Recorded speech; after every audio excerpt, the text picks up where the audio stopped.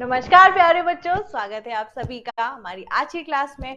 बच्चों, जैसा कि आज हमारी भूगोल की कक्षा 12वीं की दूसरी क्लास है और आज की जो हमारी क्लास रहेगी उसमें हम देखने वाले हैं जो आपका भूगोल का पाठ्यक्रम है कक्षा 12वीं का, उसके अंतर्गत जो जो यूनिट दी गई है, जो जो इकाइयां दी गई हैं, उनमें उन इकाइयों में क्या क्या हमें पढ़ना है, किन किन चीजों को हमें क्या करना है, समझना है। तो वही चीज हम आज देखने वाले हैं, वही हम इकाइयां देखने वाले हैं और उन इकाइयों में कौन कौन से महत्वपूर्ण विषय दिए गए हैं, कौन कौन सी महत्वपूर्ण चीजें दी गई हैं जिनके बारे में हमें क्या करना है, बहुत गहराई से पढ़ना है, उन्हें बहुत अच्छे से समझना है। जैसा कि हम क्या देख चुके हैं, जो पार्ट 1 है, भाग 1 है कक्षा 12वीं के भूगोल विषय का, आपकी जो पुस्तक का, उसके बारे में हम देख चुके हैं और आज हम देखने वाले हैं जो भाग 2 है, पार्ट बी है भूगोल का। उस पार्ट बी या भाग 2 में कौन कौन सी इकाइयां दी गई हैं और उन इकाइयों के अंतर्गत हमें कौन कौन सी चीजों को पढ़ना है। तो अभी अगर मैं आपसे कहूं कि हमारा जो अध्याय प्रथम है या मैं कहूं चैप्टर फर्स्ट है, वो स्टार्ट नहीं हुआ है। अभी सिर्फ क्या चल रहा है, जो आपका पाठ्यक्रम है, जो मध्य प्रदेश जो आपका बोर्ड है, एमपी बोर्ड है, उसने आपको पढ़ने के लिए आपकी बुक में, आपकी किताब में कौन कौन से विषय दिए हैं, या मैं कहूँ सॉरी विषय नहीं कहते, हम क्या कहेंगे, कौन कौन सी इकाइयां दी हैं, उन्हें हमें क्या करना है, देखना है। तो चलो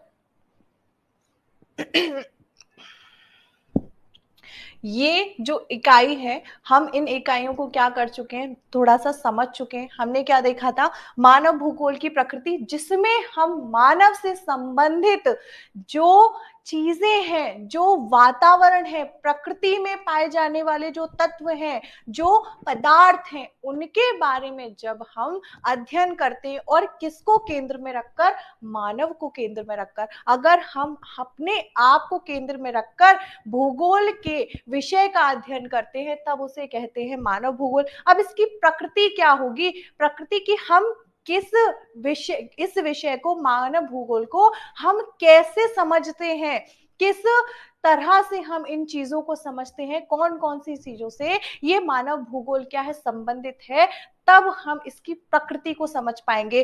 प्रकृति का सीधा सा मतलब है, जैसे मैं कह दूं कि अगर आपके किसी दोस्त के बारे में बोलूं कि भैया उसका व्यवहार कैसा है, उसके हाव भाव कैसे हैं, सोच विचार कैसा है, तो वो क्या हो गई, प्रकृति हो गई। और क्या, उसके विषय क्षेत्र, उसके अंतर्गत जो जो विषय पढ़ने वाले हैं, जो जो क्षेत्र है वो पढ़ने वाले हैं। दूसरा क्या, विश्व जनसंख्या। जनसंख्या क्या, जब किसी निश्चित क्षेत्र में, किसी निश्चित क्षेत्र, भूभाग, जिला हो, राज्य हो, देश हो, या पूरा महाद्वीप हो, या पूरा विश्व हो, जब निश्चित क्षेत्र में रह रहे लोगों की संख्या के बारे में बताया जाए, तब उसे कहते हैं जनसंख्या।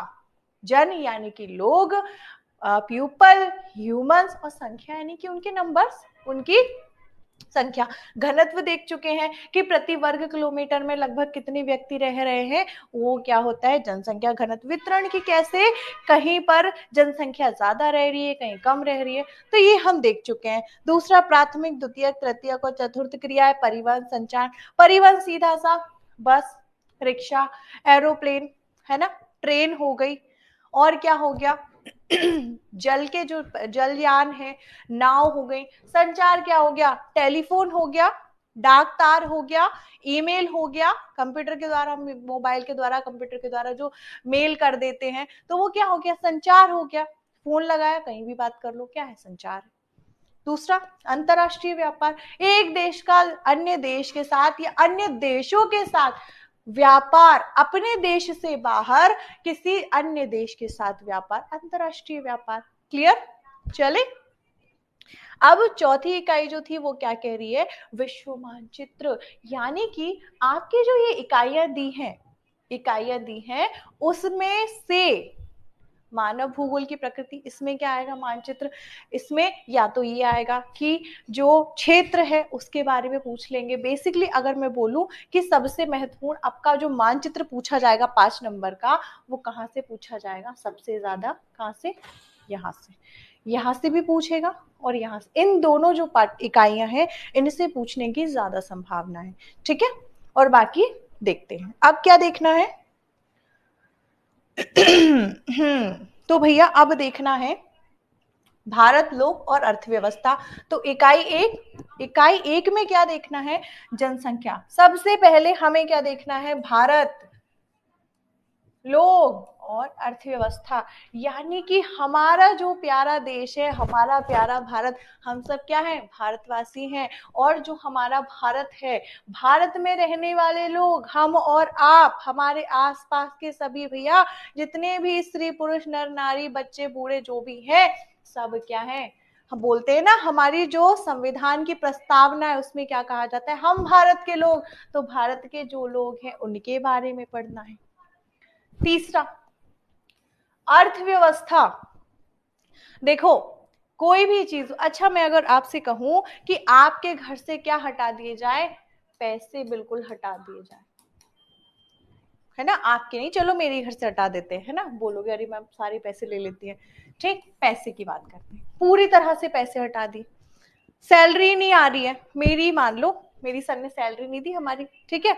अब पैसे नहीं है, पैसे नहीं है तो खाना कहां से लाओगे? कपड़े कहां से लाओगे?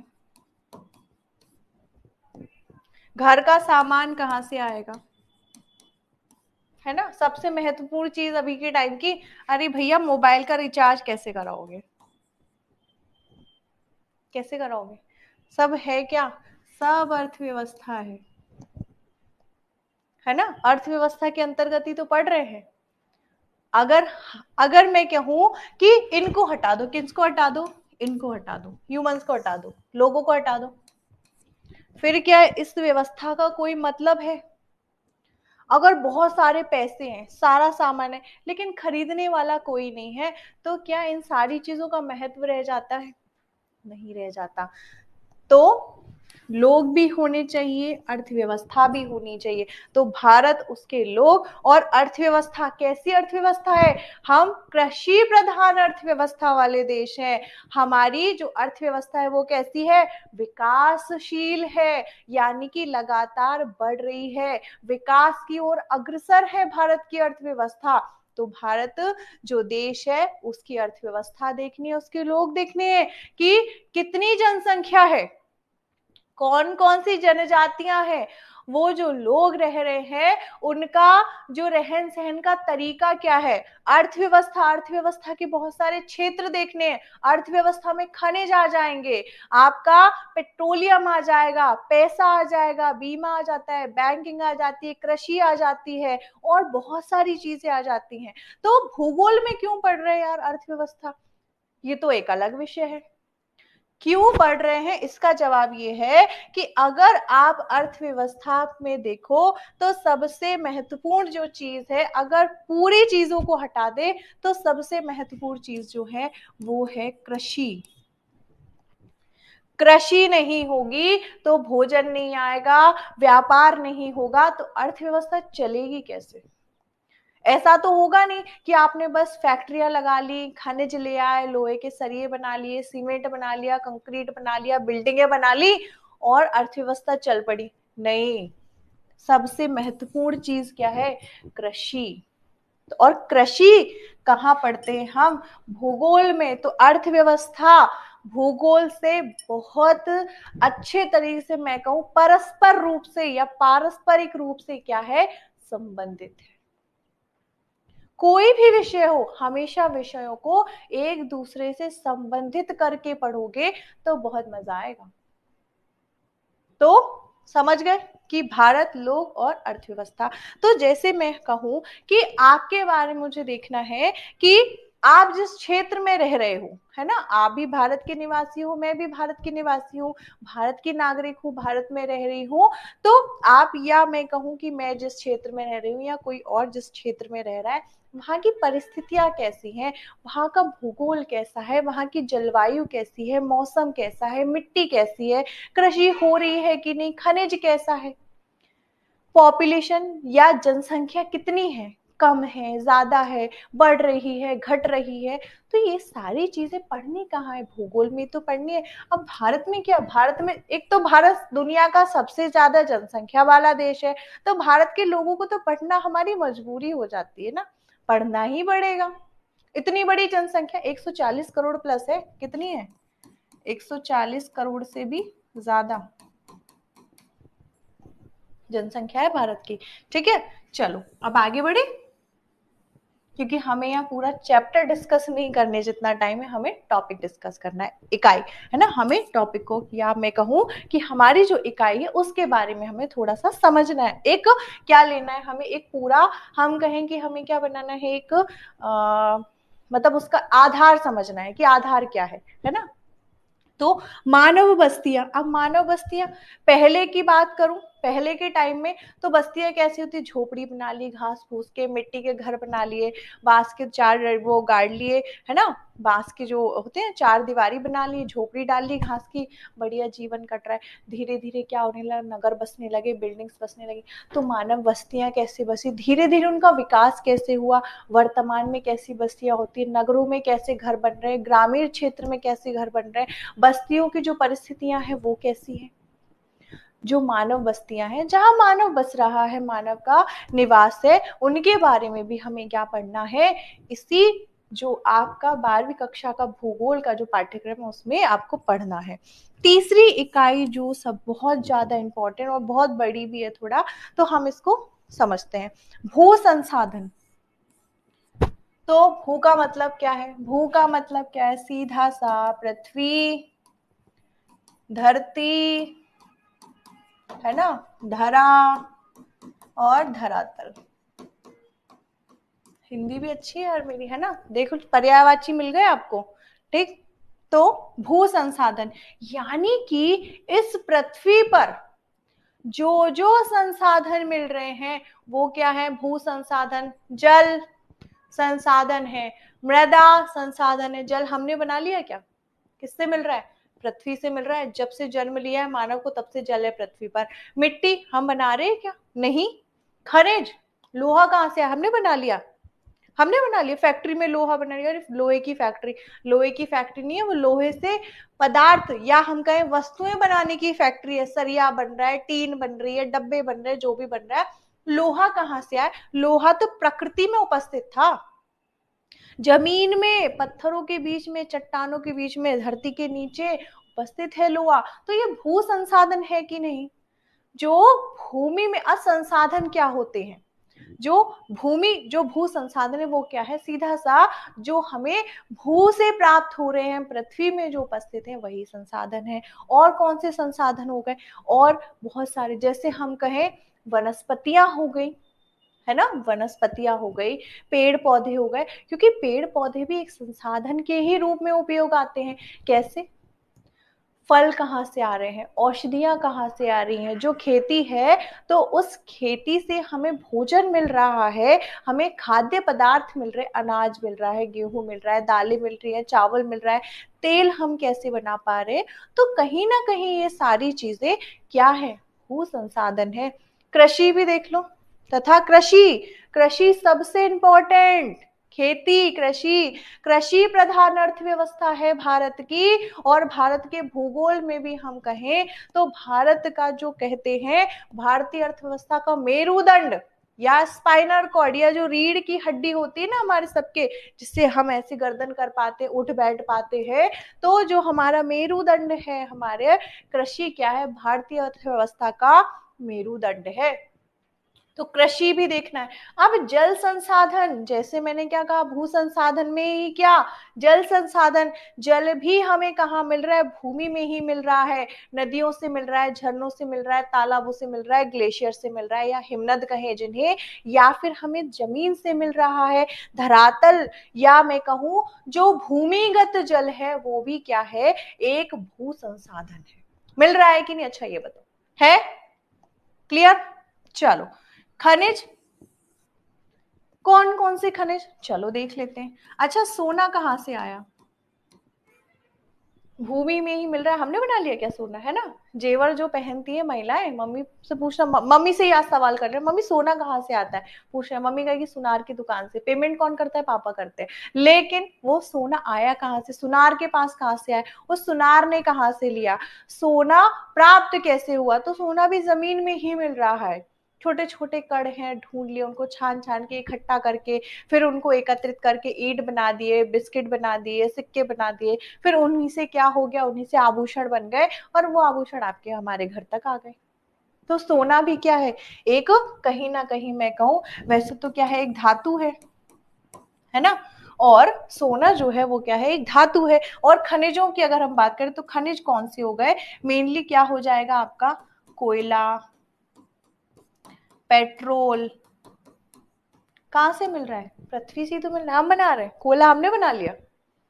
अब ऐसे नहीं कहना जो चूल्हे में लकड़ी जल रही है, अरे मम्मी रोटी बनाती है, कोयला तो घर में बन जा, नहीं, वो जो पक्का कोयला होता है वो कोयला, वो कहाँ से आया, प्रकृति से ही प्राप्त हो रहा है भैया। जमीन में कोयला है, भूमि में, धरातल में, इस पृथ्वी के अंदर क्या है, कोयले की बड़ी बड़ी खाने हैं, बड़े बड़े क्षेत्र में कोयले की मोटी मोटी परतें हैं। तो कोयला भी हम एक क्या है, खनिज है। और क्या हो जाएंगे ये, और बहुत सारे खनिज हो जाएंगे, जैसे मैं कहूँ लोह,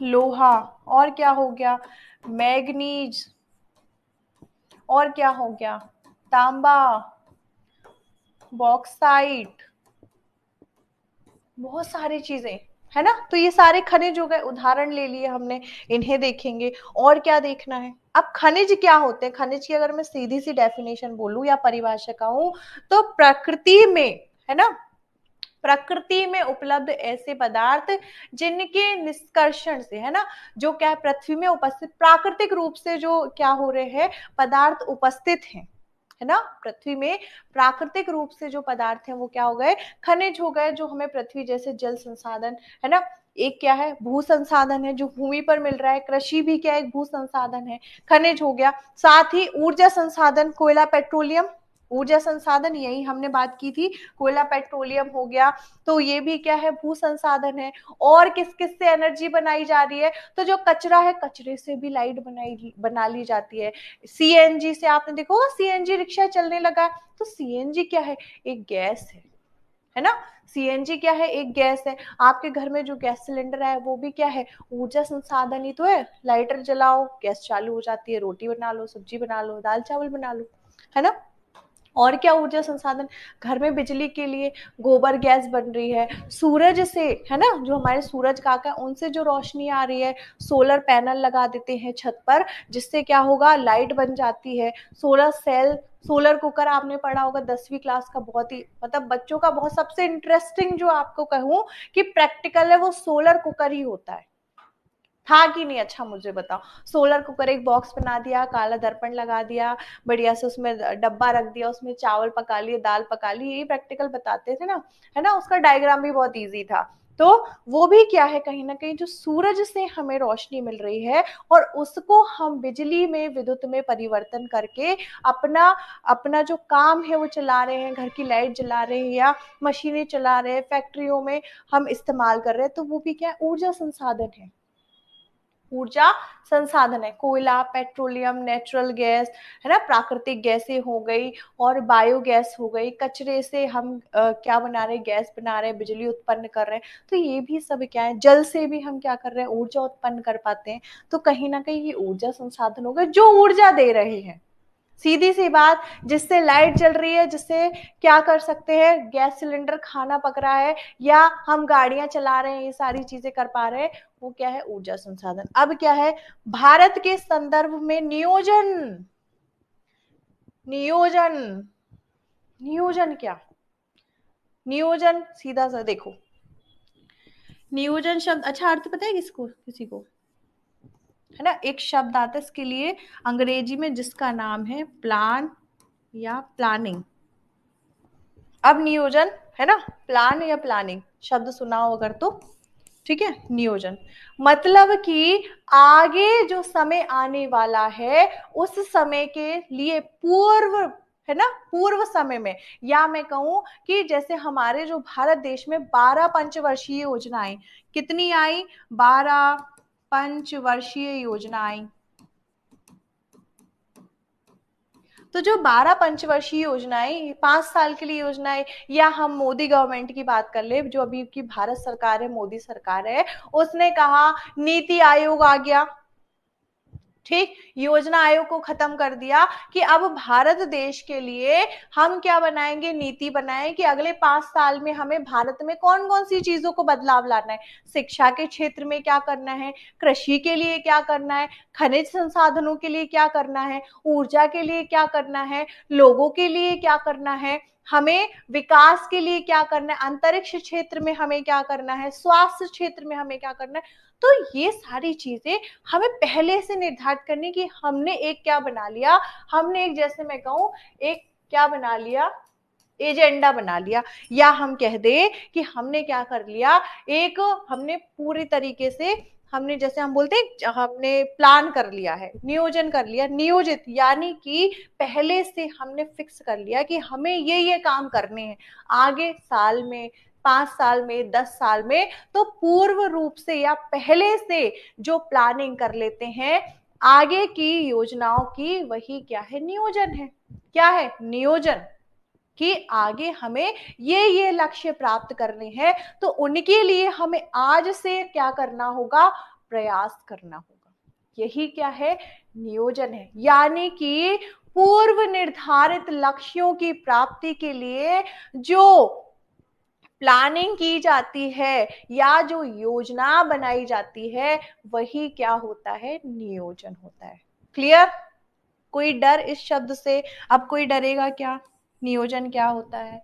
पूर्व निर्धारित लक्ष्य, मैंने कह दिया कि अगर मैं अभी आपको पढ़ा रही हूँ, बहुत अच्छे से मैं आपको भूगोल पढ़ाती हूँ और आप ऐसे ही पढ़ते रहे, ठीक, तो मैं कहूं कि मुझे अगले 8 महीने में आपका जो आपका पाठ्यक्रम है पूरा, कक्षा 12वीं का भूगोल, वो कंप्लीट करना है पूरा अच्छे से पढ़ा के, और साथ में आपको पूरी अच्छे से आपको कॉन्सेप्ट पढ़ाना है पूरा, जितने भी बिंदु है उनसे आपको इतनी अच्छे से मुझे आपकी दोस्ती करा देनी है कि आपका एक भी क्वेश्चन गलत नहीं हो, आपका एक भी प्रश्न गलत नहीं हो। तो मेरी योजना है ना, और उस ये मेरा लक्ष्य है कि आपको पेपर में क्या करना है, हाईएस्ट मार्क्स दिलाने। उसके लिए मैं क्या करूंगी, पढ़ाने का तरीका बदलूंगी, आपको समझाने के लिए कोई नए उदाहरण प्रस्तुत करूंगी, कुछ ना कुछ करूंगी, मेरी कोई ना कोई योजना होगी। तो यही क्या है, नियोजन है। क्या है, नियोजन।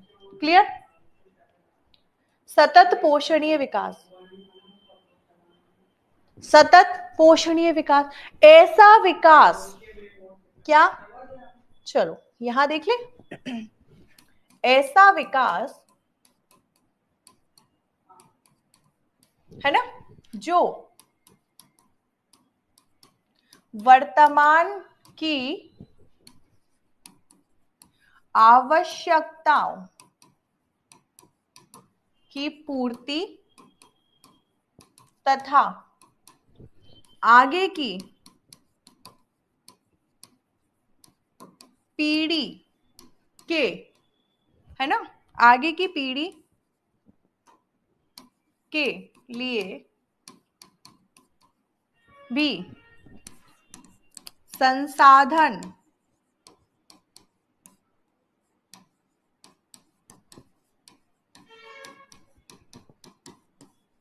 संसाधनों की उपयोगिता एवं क्या बनाए रहे, उपलब्धता, मेनली ये बनाए रखे। यही क्या है, सतत संपोषणीय विकास। जैसे, है ना, जैसे बता देती हूँ, आपके घर में 3 भाई बहन है, 2 हो, 4 मान लो, है ना, 4 5 पहले के टाइम में, तो अभी तो 2 3 मैक्सिमम। तो जैसे 3 भाई बहन है, अब उन 3 भाई बहनों से एक है, वो कितने साल का है, 12 आप कितने 12th क्लास में हो, चलो आप हो गए 16 17 साल के, 15 16 साल के, ठीक, आपका जो भाई है वो 10 साल का है, एक छोटी बहन है वो 5 साल की है। अब आपके मम्मी पापा आप जैसे पढ़ाई कर रहे हो, तो क्या वो ऐसा करेंगे, जितना भी पैसा है, गोल्ड है, है ना, या घर बार है, सब क्या किया, सब लुटा पुटा दिया, पूरा खाना पीना सब, जो क्या है, बस 12th वाले बच्चे को ही हमको कराना है, इसी को पढ़ाना है, इसी की पढ़ाई में पूरा पैसा लगा देना है, बाकी जो दो हैं ठीक है उनके समय पर देखा जाए, ऐसा। तो संसाधनों को आपकी मम्मी क्या बोलती होगी, नहीं नहीं इतने ही पैसे, इसमें घर भी चलाना है ना, छोटी बहन की स्कूल फीस देनी है, भाई जो है उसकी स्कूल फीस देनी है, उसके लिए शूज लाने हैं, उसके लिए जूते लाने हैं, किताबें लानी है, खाने पीने का भी देखना है, पापा की चीजें भी देखनी है, दवाइयों के लिए भी देखना है। तो पूरा एक बजट बना के रखती है कि नहीं मम्मी घर में। पापा भी पैसों को सोच समझ के खर्च करते हैं कि यार ऐसा नहीं हो कि बच्चे को अब क्या हो, अगले साल में जब एडमिशन हो तो मुझे उसके लिए पैसे इकट्ठे करके रखने हैं। दूसरा, जो दो छोटे भाई बहन है, जब वो बड़े होंगे, उनकी पढ़ाई का समय आएगा तो उनके लिए भी मुझे पैसे बचा के रखने हैं। घर बार बना देते हैं माँ बाप, है ना, एक कमरा एक्स्ट्रा बना दिया, दो कमरे एक्स्ट्रा बनाए, मेरे बच्चे बड़े होंगे, है ना, उनको रहने के लिए चाहिए, चाहिए कि नहीं। तो ये क्या है, ये सतत विकास है। पापा मम्मी ने क्या नहीं किया कि एक बच्चा था जो अभी ये पूरा खत्म कर दिया, नहीं, उन्होंने देखा दो बच्चे और भी हैं, और ऐसा नहीं हो कि हमने पूरा आज खत्म कर दिया, जब उनका उनकी बारी आए तब कुछ भी ना बचे। तो उन्होंने क्या किया, उनके लिए भी पढ़ा, उनकी पढ़ाई में भी क्या कर रहे हैं, खर्च कर रहे हैं, उनके स्वास्थ्य के लिए भी खर्च कर रहे हैं, उनकी शिक्षा पर भी क्या कर रहे हैं, अच्छे से ध्यान दे रहे हैं, उनको भी अच्छा खिला पिला रहे हैं, आपके लिए भी कर रहे हैं, और आगे के लिए भी सोच के रखा हो कि आगे जब ये बड़े होंगे, जब ये बड़ी कक्षा में जाएंगे, तब भी हमें क्या करना है, इतना बचा के रखना है कि इन बच्चों को कभी नहीं आए। तो क्या है, सतत विकास, यानी कि लगातार विकास हो, लेकिन संपोषणीय, यानी सबके लिए सबका विकास हो। पर ऐसा ना हो कि हमने क्या किया, कि जो अभी हमने किया कि हमारे पास जितने पैसे थे सारे की शिक्षा में खर्च कर दिए।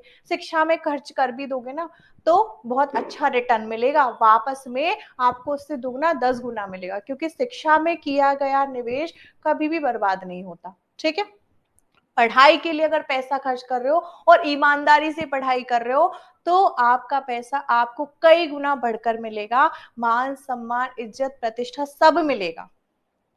पढ़ाई में अगर आप क्या करते हो, निवेश करते हो। और अच्छा एक और उदाहरण देती हूँ, जैसे हम अभी जिस तरह से पेट्रोल की गाड़ियां बढ़ गई, पेट्रोल से कितनी सारी गाड़ियां, हर किसी के पास गाड़ी है, आप लोग में से भी बहुत सारे बच्चों के पास गाड़ी होगी, और जिनके पास नहीं होगी वो सोचेंगे अरे मैं कॉलेज जाऊंगा, मेरे दोस्तों के पास गाड़ी है, मुझे भी बाइक चाहिए, है ना, मैं भी पल्सर, मैं भी बुलेट चलाऊं बढ़िया। तो उसमें पेट्रोल जो आएगा वो क्या है, एक संसाधन है, लेकिन संसाधन तो लिमिटेड है। ऐसा तो है नहीं कि हर 10 साल में पेट्रोल बन जाएगा, हर 5 साल में पेट्रोल बन जाए, करोड़ों साल लग जाते हैं पेट्रोल बनने, लाखों करोड़ों साल लग जाते हैं।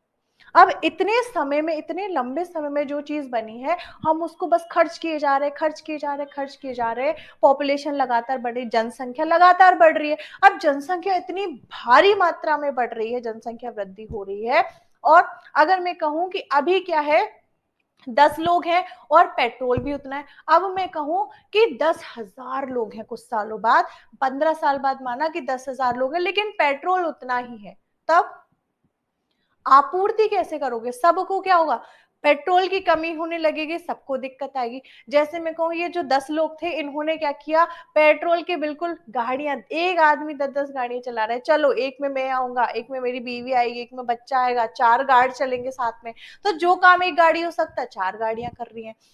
हम अगर पैदल चल सकते हैं उसकी जगह भी हमें गाड़ी चाहिए, साइकिल चला सकते हैं, कार चाहिए, बाइक चाहिए, क्यों, संसाधन उपलब्ध है, अंधाधुन उपयोग कर रहे हैं, करो भैया करो। लेकिन एक समय बाद ये सारी चीजें खत्म तो हो जाएंगी, और जब ये खत्म हो जाएंगी, आगे की पीढ़ी क्या करेगी, पेट्रोल ही नसीब नहीं होगा। ऐसे ही पानी का है, अब जब गर्मियों का मौसम आएगा तो पानी की कमी होने लगती है, होती है कि नहीं।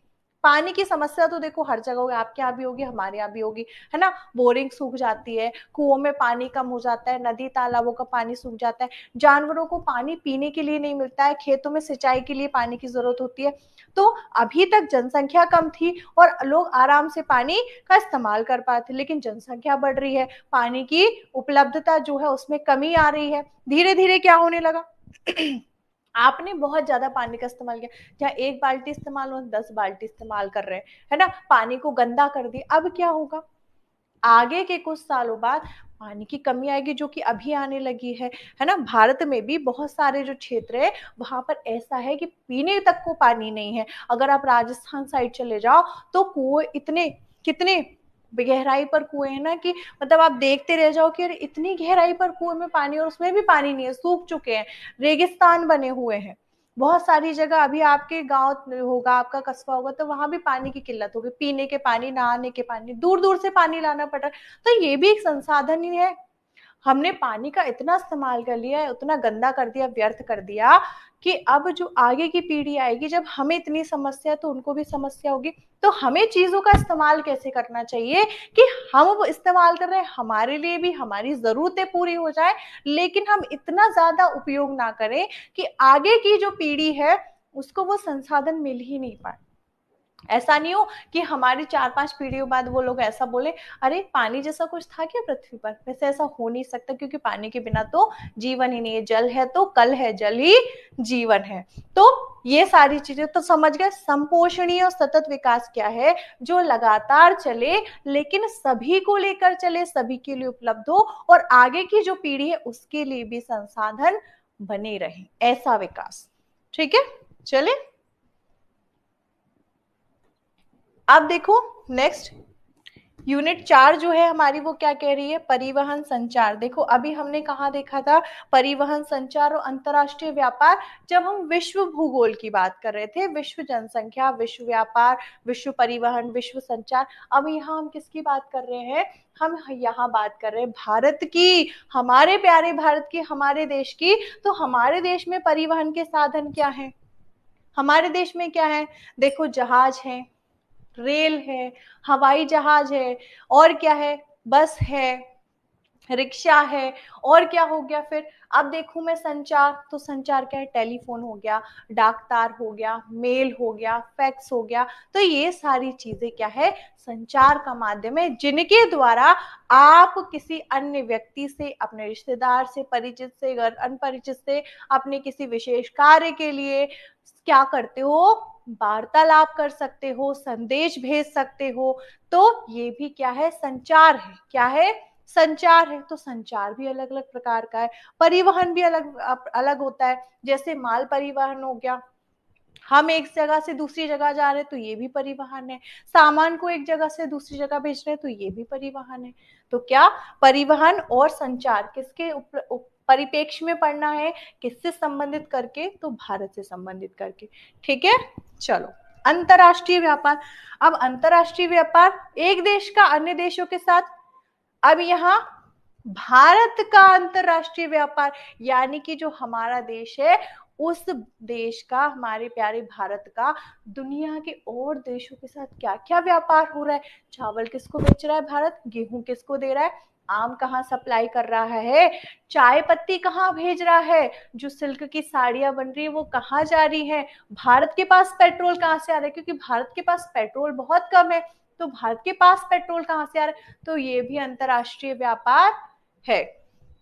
नेक्स्ट क्या है? इकाई 5 जो क्या कह रही है? भौगोलिक परिप्रेक्ष्य में चयनित कुछ मुद्दे और समस्याएं। यानी कि जो भौगोलिक परिप्रेक्ष्य, सीधा सा जो भूगोल है, भूगोल के परिप्रेक्ष्य में, भौगोलिक, भौगोलिक का मतलब सीधा सा जो आसपास का वातावरण है, उससे संबंधित जो आकृतियां हैं, उससे संबंधित समस्याएं हैं, कुछ क्या है? मुद्दे हैं, कि कैसे पर्यावरण प्रदूषित हो रहा है, कैसे जनसंख्या लगातार बढ़ रही है, तापमान बढ़ रहा है, कहीं सर्दियों के टाइम में ओलावृष्टि हो रही, ओले गिर रहे हैं, गर्मियों में इतनी ज्यादा गर्मी है कि सहन नहीं हो रही है, कहीं 48 डिग्री से भी ज्यादा पारा है, कहीं 50 डिग्री पहुंच गया, इतना ज्यादा टेम्परेचर। सर्दियों में सर्दी जैसा माहौल नहीं है, गर्मियों में बारिश हो गई कभी भी, है ना, गर्मियों में सर्दियों जैसा माहौल हो रहा है, मौसम बदल रहा है, गर्मी गर्मी जैसी नहीं है, सर्दी सर्दी जैसी नहीं है, बारिश बारिश जैसी नहीं हो रही है। और क्या हो गया? बीमारियां फैल रही हैं, नए नए वायरसेस आ रहे हैं, और क्या हो गया? मृदा प्रदूषित हो रही है, जल प्रदूषण हो रहा है, जल का संकट आ रहा है, मृदा कमी पड़ रही है।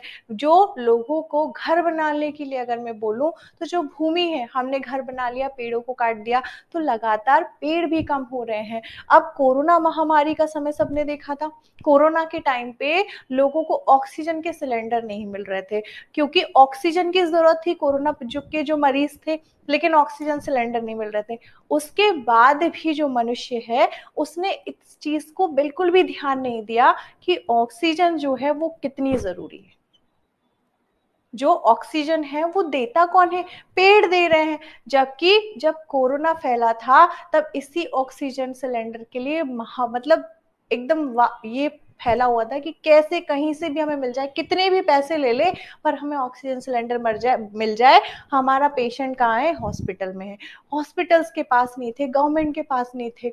बहुत समस्या आ रही, लेकिन जो पेड़ हमें फ्री में ऑक्सीजन दे रहे हैं, हम उनकी वैल्यू नहीं करते हैं।